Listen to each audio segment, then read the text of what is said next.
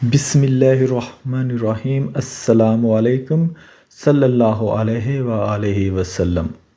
بیت اللہ کی کنجی۔ بیت اللہ کی کنجی یعنی چابی حضرت عثمان بن طلحہ کے پاس رہا کرتی تھی، جو اس وقت تک مسلمان نہیں ہوئے تھے۔ بیت اللہ پیر اور جمعرات کے دن کھولا جاتا تھا۔ ایک مرتبہ حضور اکرم صلی اللہ علیہ وآلہ وسلم تشریف لائے اور حضرت عثمان بن طلحہ سے بیت اللہ کا دروازہ کھولنے کو فرمایا، تو حضرت طلحہ نے دروازہ کھولنے سے انکار کر دیا۔ حضور اکرم صلی اللہ علیہ وآلہ وسلم نے فرمایا، اے عثمان، آج تم یہ دروازہ کھولنے سے انکار کر رہے ہو، ایک دن ایسا بھی آئے گا کہ بیت اللہ کی یہ کنجی میرے قبضہ میں ہوگی اور میں جسے چاہوں گا یہ کنجی دوں گا۔ حضرت عثمان بن طلحہ نے کہا، تو کیا اس دن قوم قریش ہلاک ہو چکی ہوگی؟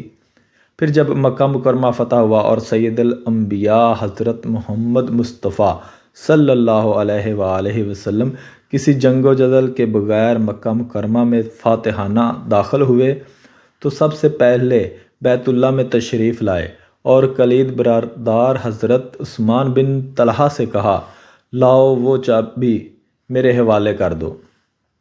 حضرت عثمان بن طلحہ نے وہ چابی حضور اکرم صلی اللہ علیہ وآلہ وسلم کے سپرد کر دی۔ رحمت للعالمین حضرت محمد مصطفیٰ صلی اللہ علیہ وآلہ وسلم نے کنجی لے کر حضرت عثمان بن طلحہ سے مخاطب ہو کر ارشاد فرمایا، چابی رکھو، میں بھی تم ہی کو کلید بردار مقرر کرتا ہوں۔ یہ کنجی میں صرف تم کو نہیں دے رہا بلکہ تمہاری نسلوں کے حوالے کر رہا ہوں۔ تم سے کوئی ظالم ہی یہ کنجی لے گا۔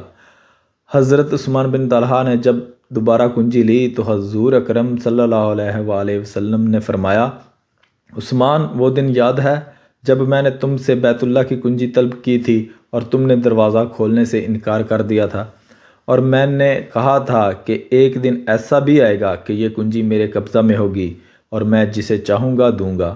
حضرت عثمان بن طلحہ نے کہا، ہاں حضور، مجھے یاد ہے اور میں گواہی دیتا ہوں کہ آپ اللہ کے سچے رسول ہیں۔ حضور اکرم صلی اللہ علیہ وآلہ وسلم کے چچا حضرت عباس بن عبد المطلب کی خواہش تھی کہ بیت اللہ کی چابی ان کو دے دی جائے تاکہ حاجیوں کو پانی پلانے کے ساتھ ساتھ یہ ذمہ داری بھی ان کے خاندان یعنی بنو ہاشم کو دے دی جائے۔ قربان جائیے رحمت للعالمین پر کہ آپ صلی اللہ علیہ وسلم نے وہ کیا جو حکم اللہ تعالیٰ نے آپ کو دیا۔ سبحان اللہ، کیا شان ہے آقا علیہ الصلوۃ والسلام کی۔